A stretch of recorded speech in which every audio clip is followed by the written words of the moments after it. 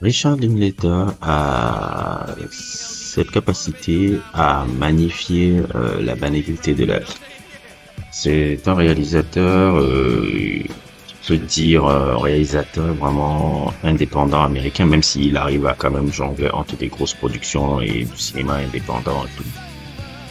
Richard Linklater, dans son cinéma, il n'hésite pas à toujours magnifier la vie parce que la banalité de la vie, surtout qui est très centré, faut le dire, hein, c'est très centré un peu sur les communautés blanches, suburban, comme ils disent aux États-Unis, et middle class suburban, on peut dire un peu. Et ce qui est très intéressant dans sa manière de réaliser, c'est qu'il ne cherche pas forcément un plot, il ne cherche pas forcément à mettre en avant une certaine forme d'idée de cinéma ou je ne sais pas quoi d'autre. Il essaye tout simplement de magnifier, de montrer les belles choses à travers justement des éléments qui peuvent paraître banals dans notre vie. On peut le voir un peu juste dans son film déjà Slacker. Slacker montrait, c'est un film qui était vraiment très innovateur un peu à l'époque quand il est sorti en 91. C'est-à-dire il n'y avait pas de personnage principal et la caméra fait des plans séquences sur chaque personnage différent. Et plus on avance dans l'histoire, on change toujours de euh, point de vue du film à travers différents personnages, à travers différents plans séquences. C'est quelque chose que j'ai trouvé très génial avec lui. Dazed and Confused, c'est juste un film sur des jeunes adolescents qui font le dernier jour d'école. Ça a l'air banal comme ça, mais c'est passionnant. Et puis il y a la trilogie des Before. Before Sunrise, c'est Before Sunrise, Before Sunset et Before Midnight. Sa trilogie de Before qu'il a vraiment, on va dire, mis,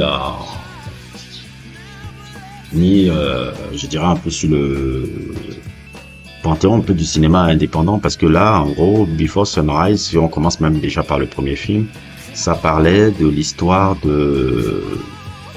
d'un couple de deux individus qui se rencontrent dans un train à Rome et qui décident de passer une soirée un peu ensemble, toute la soirée ensemble en discutant de tout et de rien de la vie, sans voir vraiment le temps passer. Et en gros, c'est juste ça, quoi. Mais tu as l'impression que le plot, tu regardes le plot, tu dis, attends, qu'est-ce que je vais regarder là? Mais quand tu regardes le film, ça marche. Tu parles d'une histoire de rencontre qui est vraiment magnifique et il y a beaucoup de films qui ont repris ce concept après. J'ai vu après, des années après, qui ont repris ce concept après. Et ce qui est encore intéressant dans cette manière de faire, c'est que dans Before Sunrise, c'est inspiré d'une rencontre qu'il a eue avec une femme. Il a eu une rencontre avec une femme. Ça l'a tellement marqué qu'il a voulu faire un film pour la retrouver après. Mais le truc un peu, c'est que la fille, 2 semaines, 3 semaines après la rencontre, était morte d'accident de voiture, donc elle n'a jamais vu le film. C'est un peu l'histoire un peu triste, un peu derrière tout ça. Et tout ce qu'on a vu par sa carrière, j'aurais pu même encore parler de Boyhood qui est un autre projet qu'il avait fait qui était absolument incroyable, où il avait tourné sur 12 ans. Il avait pris tout un groupuscule d'acteurs qui tournaient sur 12 ans et il continuait à filmer. Il a commencé le tournage à partir de 2002 jusqu'en 2011 et il a filmé chaque année, chaque vacances, tout.